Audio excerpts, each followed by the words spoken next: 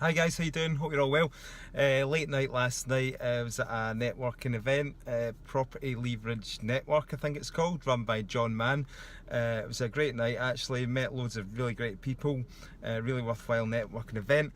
But what I noticed was everybody that I spoke to last night, this was amazing, everyone that I spoke to in the room, they all wanted to know about SA and were interested in getting involved in serviced accommodation.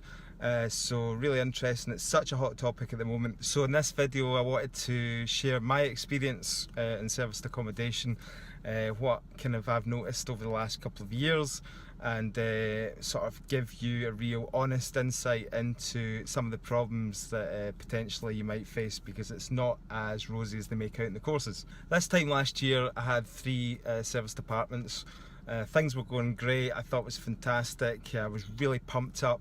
This was the way forward. I was going to get 20 serviced apartment units within the next year. I had all these goals, these plans to really grow the business and upscale.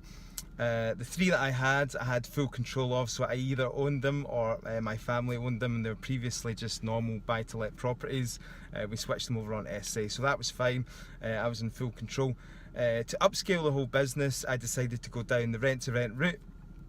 So I started contacting landlords, agents. I found a property through a landlord that I went to see, a private landlord, and I was totally upfront and transparent with him and told him what I wanted to do. He agreed to let the property to me. We signed a lease for a year. So all was good. I started getting loads of bookings in. Bookings were flooding in. It was in a great area of Glasgow, in the Finnieston area. I already had one literally next door, so I knew it would work. And I thought, here we go, this is brilliant. So got all the bookings in. A couple of months down the line, I remember it really well. I was due to go on holiday the following day, on a snowboarding holiday. This was back in March. It had been up and running for probably about 3 or 4 months. I got a phone call from the landlord, so just before I was due to go on holiday. Landlord, first time he'd spoken to me since he'd let the place out. He says, "Nick, what's going on? I've had a letter through from Glasgow City Council threatening me with a fine for antisocial behaviour. Apparently one of the neighbours in the block basically taken the huff. She'd gone the full way to reporting it to the factors, the council. The council had sent enforcement officers round to the property who were actually monitoring the flats, so they'd actually been parked outside monitoring who was coming and going, and they'd noticed that at the weekends, you know, groups of lads possibly up for a good time in Glasgow, they were coming and going early hours of the morning, etc. This was causing disturbances. Apparently they had proof of this, and the landlord got served with a threat basically of a fine. He was not happy.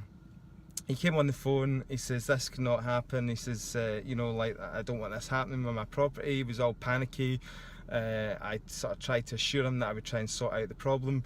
Went to see the neighbour, and it was quite clear that you know, she had a young baby.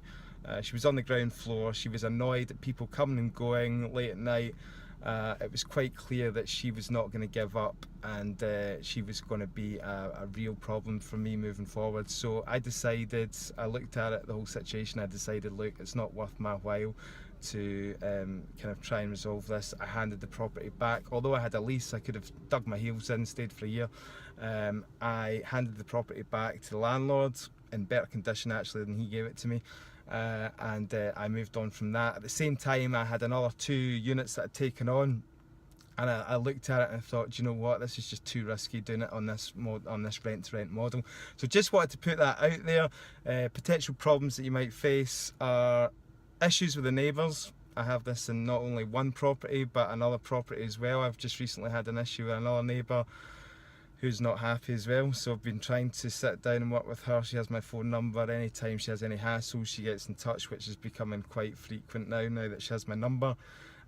So you need to think about these things, guys. You could get lucky, you could have no problems, all your neighbours could be fine with it, but in a shared block of flats, then you've really got to think about that. Another thing that I've noticed is that since I started doing this 2 years ago, I jumped on booking.com at the start when I was doing my research in the Glasgow area, probably threw up about 60 properties, 60 apartments for rent.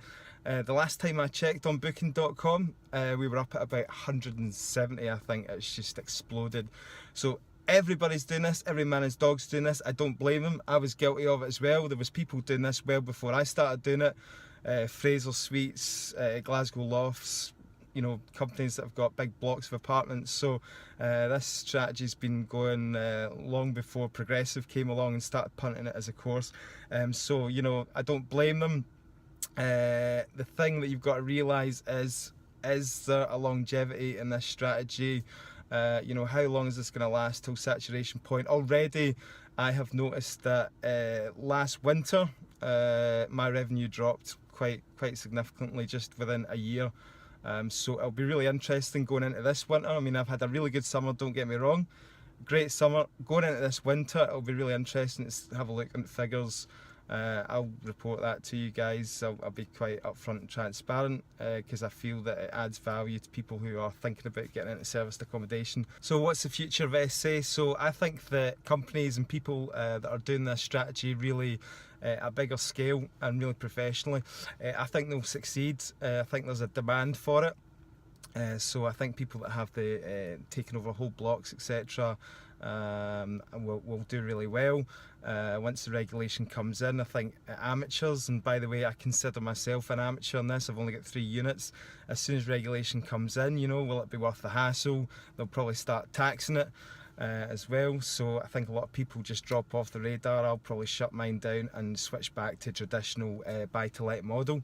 I think that now it's no longer good enough that you can just whack it on Airbnb and Booking.com, especially Airbnb. You look on Airbnb, so many people have listed on there now, and the prices have just basically gone right down. Quite possibly it could be that you know, houses are a good strategy. So all the problems that I explained about having apartments and shared blocks, that can all be bypassed by just buying individual houses. So you're not going to have issues with the neighbours because it's absolutely up to you what you do with that property. You don't have the factors problems. Property management companies, basically a lot of factors, especially in Glasgow, are really getting involved now and basically try to shut down people. The thing about houses is, you know, you need to get your essays in the right location. So a lot of the housing stock, especially in Glasgow, is quite a bit out from the city centre.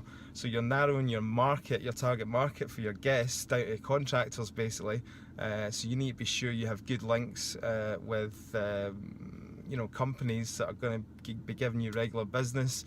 I haven't gone down that direct marketing route myself, but I know it is working for some people, so targeting companies direct. But you know, at the end of the day, most people are going through Airbnb, Booking.com anyway. It is a good strategy for quick cash flow. I think it's a bit of a fad. You know, at the moment it's great, everyone's making loads of money, but really in the long term, you know, it's not really what I want to build up. I'm looking at just going back to basics, building my portfolio up even more, just traditional buy-to-let, good high yielding properties. You get long-term tenants in there, minimum hassle, and that's the way I want to go anyway. So I just thought I would share all that with you. Hopefully you found it useful and you found it of some value. Hit me up, send me a message with any questions at all. As you know, I love talking about this stuff and I'm really happy to help. Speak to you later, guys. Have a great day.